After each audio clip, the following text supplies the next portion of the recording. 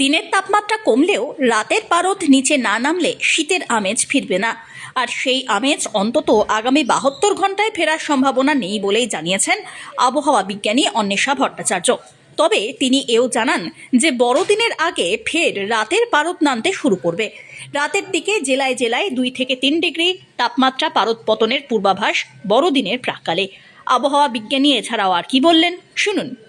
আপনারা যদি দেখেন আজকে 11:30টার সময় যে টেম্পারেচার আমরা এখানে যে পর্যবেক্ষণ নিয়ে থাকি, অবজারভেশন নিয়ে থাকি, তার তাপমাত্রা আজকে ছিল 11:30টার সময় 18.8, যেটা মানে কালকের তুলনায় প্রায় 6.6 ডিগ্রি কম। মানে এটা বেশ অস্বাভাবিক রকমের কম ছিল আজকে 11:30টার তাপমাত্রা। মানে আজকে তাপমাত্রাটা সেভাবে বাড়েনি যেরকমভাবে অন্য দিন বা জেনারেলি বেড়ে থাকে।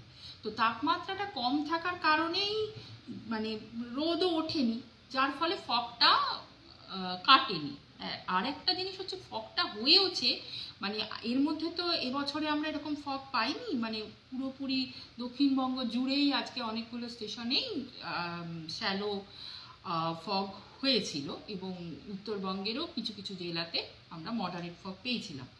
তো এই যে শ্যালো ফগ এবং মডারেট ফগ আজকে হয়েছে দক্ষিণবঙ্গে সকালবেলার দিকে, এর আরেকটা কারণ হচ্ছে আপনি যদি দেখেন বিহার, উড়িষ্যা এবং পুরো নর্থ ইন্ডিয়া জুড়েই, মানে ইউপি, দিল্লি সমস্ত জায়গাতেই আজকে ফগ হয়েছে। তার কারণ হচ্ছে কি, এক নম্বর হচ্ছে যে আমাদের একটা ওয়েস্টার্ন ডিস্টারবেন্স আসছে, তার প্রভাবে একটা ফগ হয়েই থাকে। আর তার সঙ্গে হচ্ছে গিয়ে আমাদের পলিউশনটাও এখন বেশি আছে।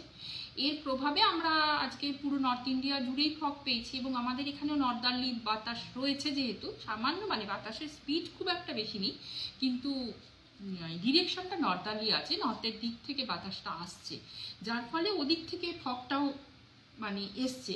ফলে এখানে ফগ এসেছে এবং টেম্পারেচারটা না বাড়ার কারণে ফগটা কেটে যেতে পারেনি।